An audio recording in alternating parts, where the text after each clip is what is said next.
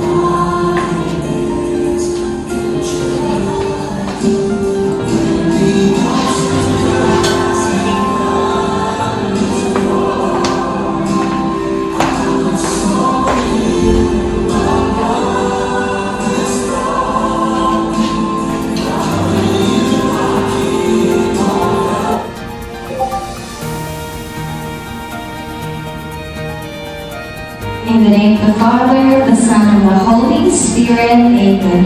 Please be seated. So before we begin, I would like to introduce myself. I am Trisha Bersimunia, and I will be your master of ceremonies for today's program. So today's conference brings together aspiring educators, academic professionals, and future leaders to engage in meaningful conversations about leadership, English in teaching, and also multilingualism. These themes are essential to shaping globally competent and socially responsible educators. And to formally open today's program, I call on our chairperson, Mr. Kai Sumia, to deliver the welcome address. A round of applause, please.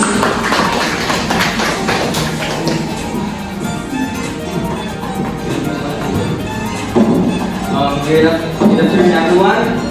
How are you? Are you doing great?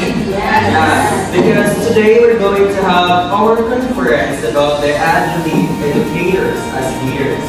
We educators are somehow not just teachers, but we are the leaders of tomorrow. It means that we are here to lead the nation to a better and brighter future. Alright? So are you with me in leading the nation with a better, brighter future? Yes. Are you agree with it? Yes. Thank you so much. And I welcome you all to today's conference, the EdLED Conference. Thank you so much. Thank you so much for that wonderful and warm welcome. Welcome our chairperson, Mr. Kai Sumia. And to give you a little bit of overview, can we proceed with the next slide? Our session for tonight, we have educators as leadership, multilingualism in teaching. These sessions aim to strengthen our leadership capacities, deepen our communication and instructional skills, and broaden our understanding of the role of educators in shaping transformative learning environments. So here we have our conference agendas. By the end of this workshop or conference rather, you, the participants, are expected to strengthen educators' leadership competencies by enhancing your skills in decision-making, communication, and instructional leadership. Also, to deepen your understanding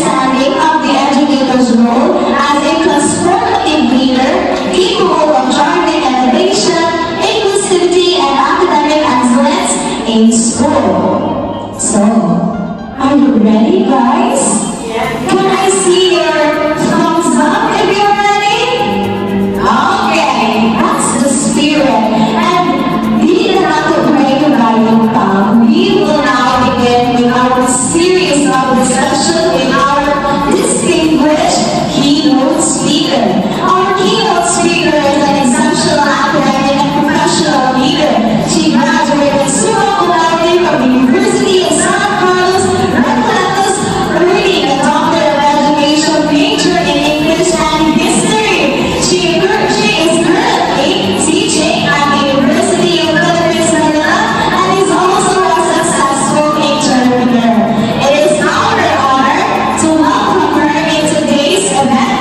Ladies and gentlemen, please help me welcome Ms. Sophia Rector as she presents her keynote address on educators, leaders, strengthening leadership in education. A round of applause, please.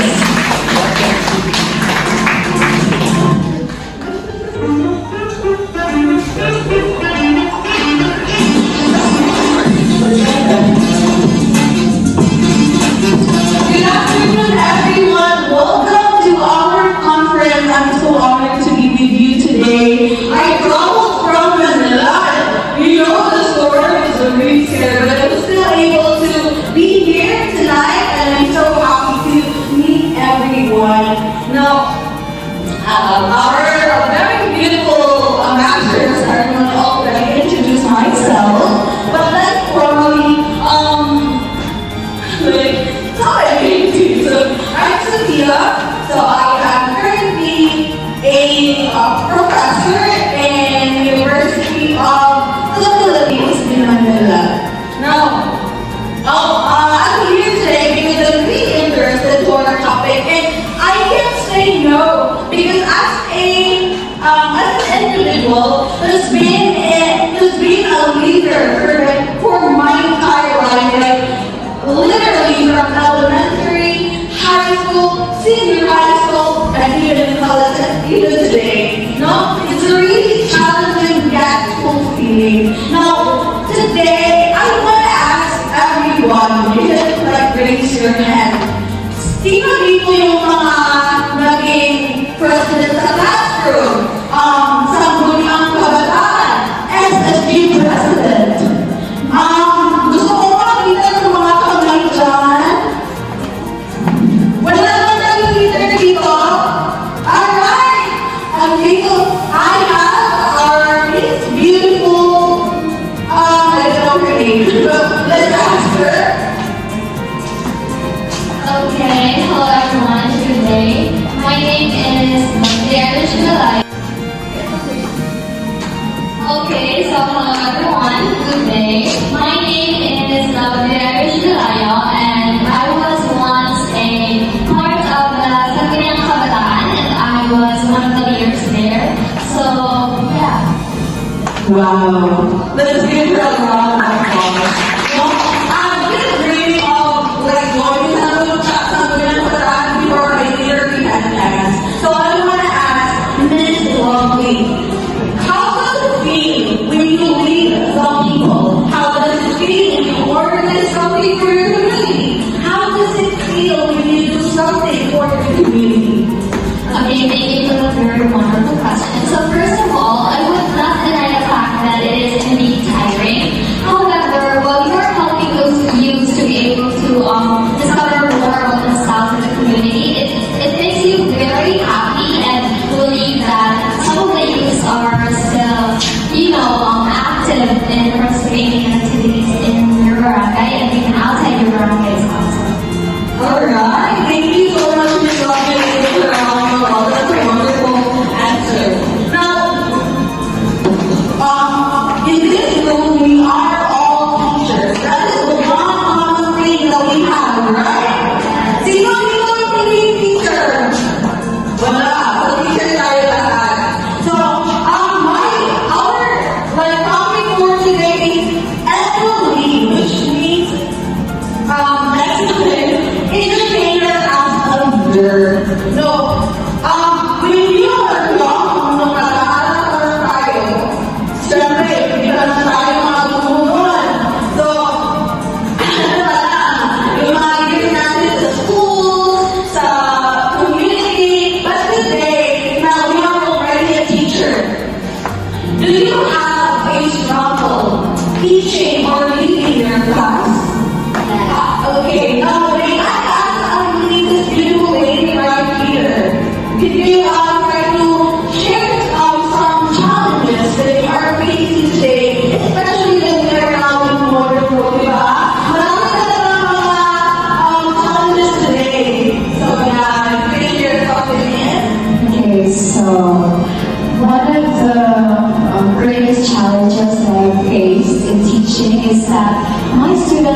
usually have very short attention span. You know, kapag nagtuturo ka, one second they're focusing on you, and then in just a blink of an eye, they're distracted. So that's one of the very common na I encounter from my classes. Right. So, what she shared is really like the most their research about it. It's because today, students are really into technology. They cannot leave their house without their phones, without their laptop, without their tablet or an iPad, right? So I believe that it's a challenge for us to lead the students who are not really into like physical interaction anymore because they prefer to be on their cell phone. They prefer to like play every day and they don't want to like meet everyone, meet the classmates, have fun, no? Even us, sometimes I don't know kung nakakita ba kayo, pero gusto na namin nasa bahay, mag-scroll sa TikTok kaysa sumama sa mga kaibigan natin, no? That is the one major disadvantage of technology, but also, there are some advantages as well, especially the AI today, no? AI is an advantage, but it is also a disadvantage for us teacher. Why? Because students nowadays are very dependent to AI tools. I'm teaching in UP and most of my students are college already. If you ask them to write an essay or even a research, you can see the AI right there. They cannot write or they have, no? Pero there are really students that are dependent sa AI. They can really not write on their own words anymore. Although, ang biyahan talaga natin yung mga like relevant to use AI, it's really helpful. But as a teacher, as a leader, it's a challenge for us to encourage them to use technology, but also maintaining the balance between it. Now, they should also have the critical thinking. No, we can ask them, or we can ask them okay, you like before, you write badly. No, you write badly, and then after you write, you scan it or you go to the AI and then try to ask AI to check the grammar, the words about it. So that's one thing that you can ask your students to do. Because in that way, natuturo pa rin siya. Is that there are really some students that they are not confident about the grammar, about the structure, so they can have a lot of AI or AI tools. So kahit may AI siya, at least yung mga idea na ba is her own, or is her own, right? Okay, so I'm super excited. Anyway, so this is my last question, no? Anyone, or I want to ask this beautiful man right there, right here, right here. Okay. As an educator today, how do you encourage your student to maintain physical interaction with their classmates and not like scroll Facebook, use their gadgets inside the classroom? So I will implement the rules in my classroom, which is like I will collect all the cell phones, and after that, I will incorporate technology in my teaching styles and incorporate first the games so that they will enjoy first before learning. What I'm learning. Okay, thank you. So again, there are a lot of teaching styles over these. So as a modern teacher, we should not just stick to traditional teaching styles because there is technology already. We must use it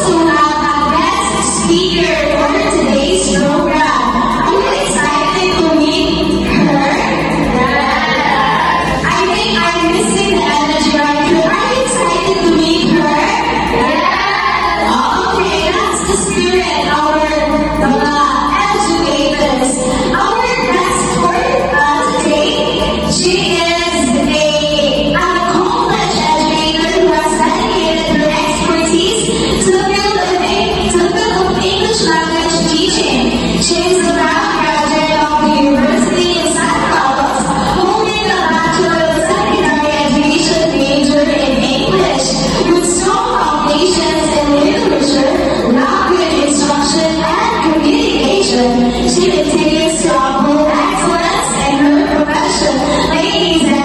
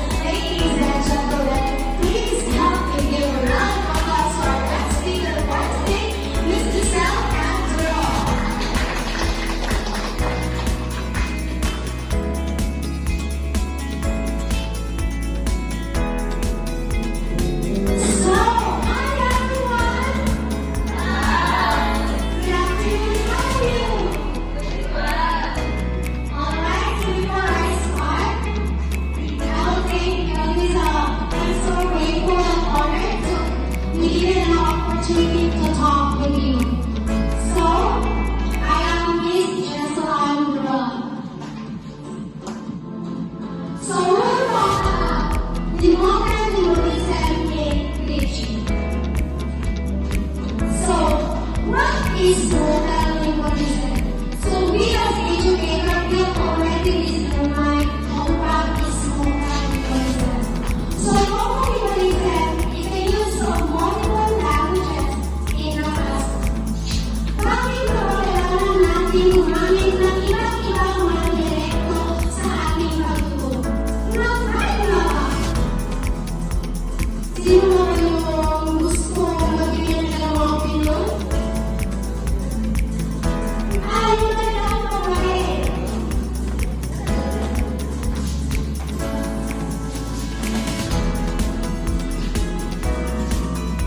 Okay, so today everyone, so it is really important that we utilize the multilingualism in the classroom because of what we all know that we have diverse students in our classroom. We have different languages or different dialects. That's why it's really important that we have to use different languages so that para nila, intindihan nila yung mga sinasabi natin, and then they can also feel that they are part of the classroom. That's all. Thank you, Miss.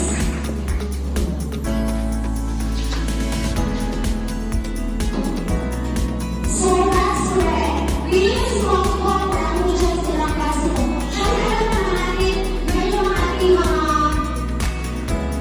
students, they will say, teacher, hindi ko kaya na kasi hindi ko pwede na.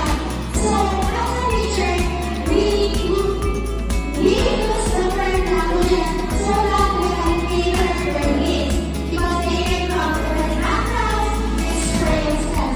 So it also supports diverse learners in larger linguistic and cultural communities.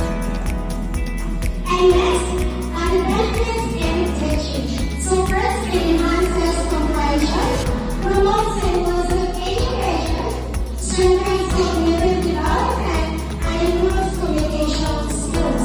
So, as we use different and multiple languages, we will promote inclusive learning within our class state and people. And next is the strategies for implementation. We have the code switching, the modern time-based instruction, visual aids and contextual tools, and collaborative learning activities. So it means that we will not depend on like just memorize yung ano yung nakasabi natin, but we will dig deeper para mas marami pa sila matutulong sa atin. And sa ating conclusion, multilingualism fosters dignity, inclusion, and improves student learning outcomes.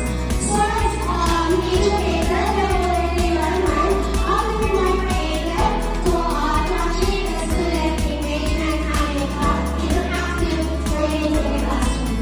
So yun lang po, maraming salamat.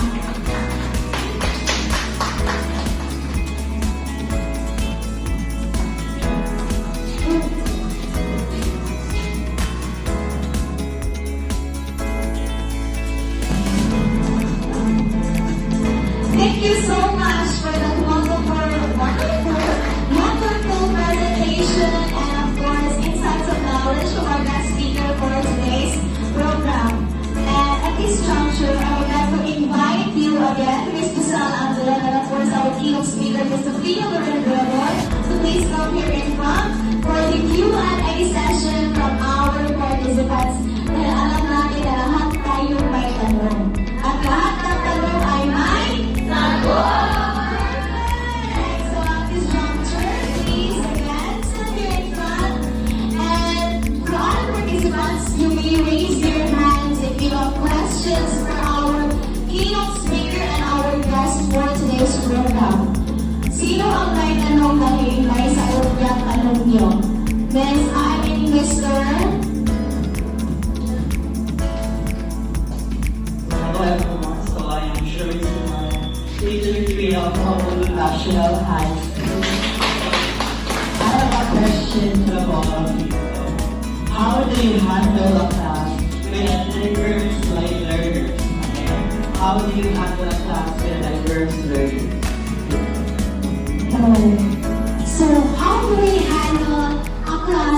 having diverse learners. So we have this what we call differentiated instruction, where the those students that having different abilities, skills, and where they excel their talents, they are given the opportunity or chance that mas makalago pa yung kanilang mga kasanayan at abilidad. Yung mga estudyante naman, like just yung native language naman natin, hindi na expect sila in Philippines. Yung para maka-share sila ng kanilang mga ideas. Yun lang po. Okay, so in conclusion, so as a teacher, we already told off learning. Thank you so much. Thank you so much for that, Mr. Sumayon. Nasagot ba ng iyong katanungan ni Ms. Giselle Ataron? Yes. Another hand, please. Another question. Okay, let's move here.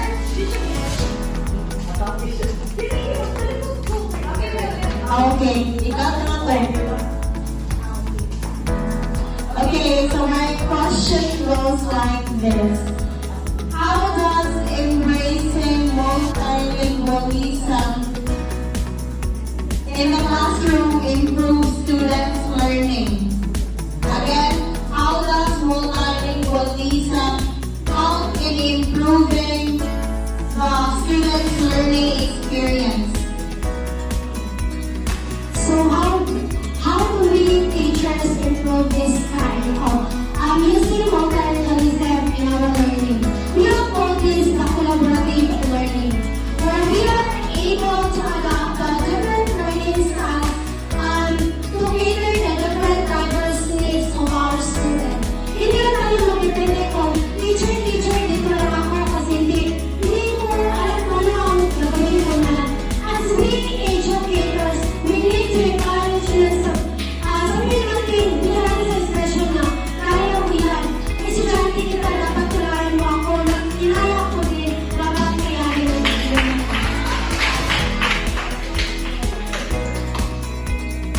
Such a wonderful answer. Thank you so much, Ms. Speaker. Thank you. Where is this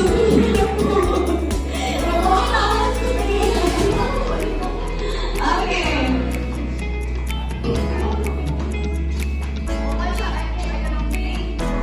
Okay, welcome, salamat. Okay, thank you so much for that question, Miss Amelia. Another hand, everyone? Okay, let's go to this side, come on. Hello, good afternoon. So I would like to ask a question, like, how do you handle difficult students' behavior or conflicts? Thank you. Thank you, Miss Pam. So,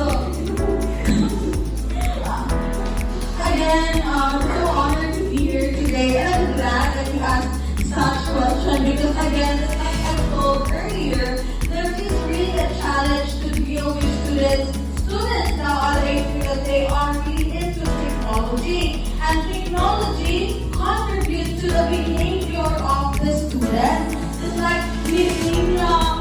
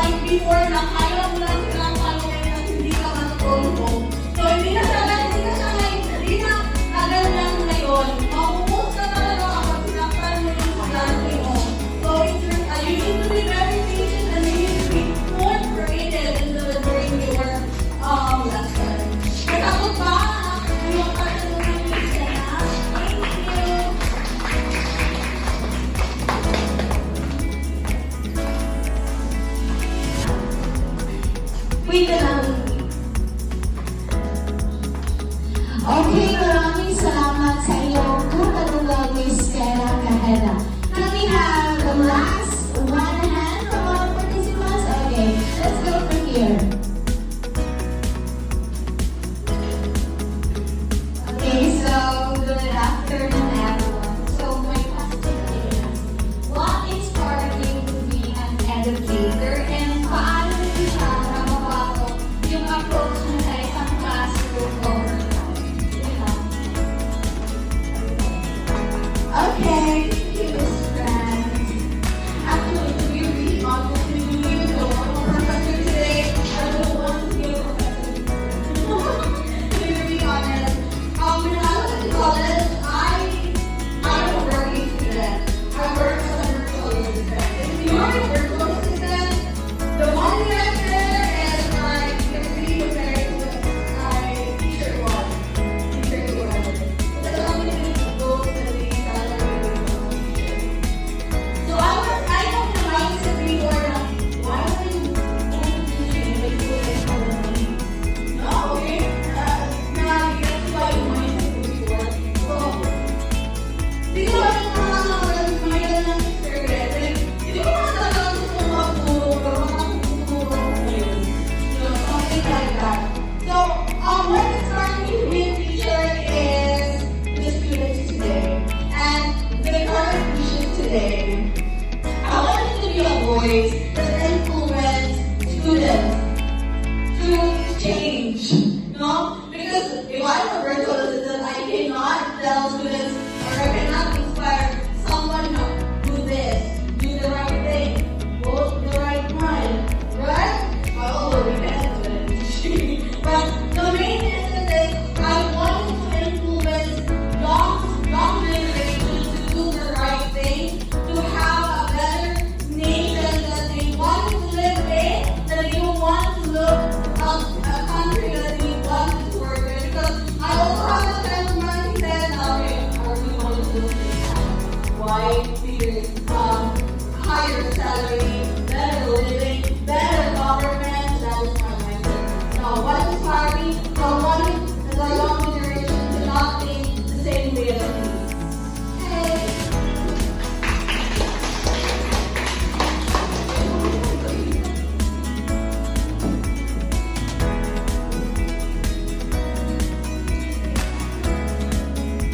Okay, maraming salamat sa inyo mga katarungan. I think that some of you may not have asked the questions vocally, but feeling ko nasagot din naman ng mga guests natin ang kinospeak sa inyong mga katarungan. And for that, please give them a round of applause for this Q&A session. You may take down your seats. You may take your seats.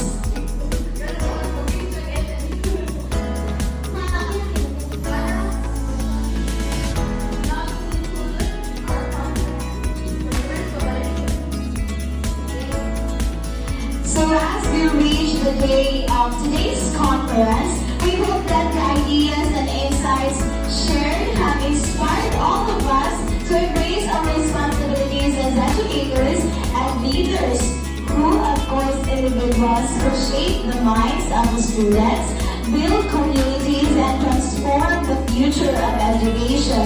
To our speakers, organizers, and faculties and participants, daghang salamat sa pagsalong ninyo sa karong panahon.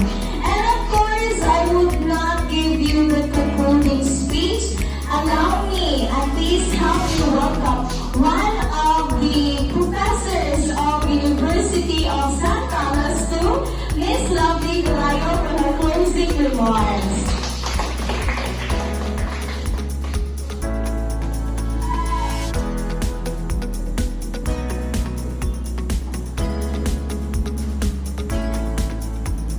Hello everyone, again, good day. So, as you can see here, that's me and I am your person for the closing remarks. I know that we have talked about almost everything, almost like average or perhaps mid when it comes to sharing experiences teaching. And are you inspired by the speakers earlier, their experiences and such? Okay, well, let me inspire you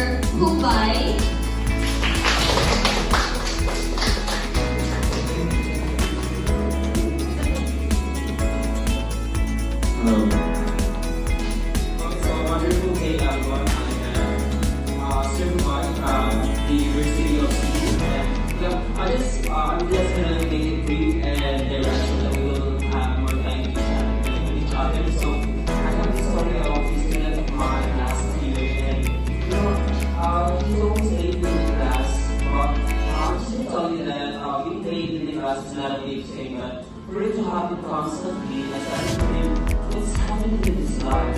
So one time I told him to, stop for a while and we'll have a talk. So that's when I realized that there's something happening in his life. He is a working student, and apart from that, he's also, nag-aalaga rin siya. Nag-aalagaan, riniyakan ko din na kasi may sakit. So, you know what, the struggle of that student, I really felt that because I am also a working student, I felt this responsibility, I felt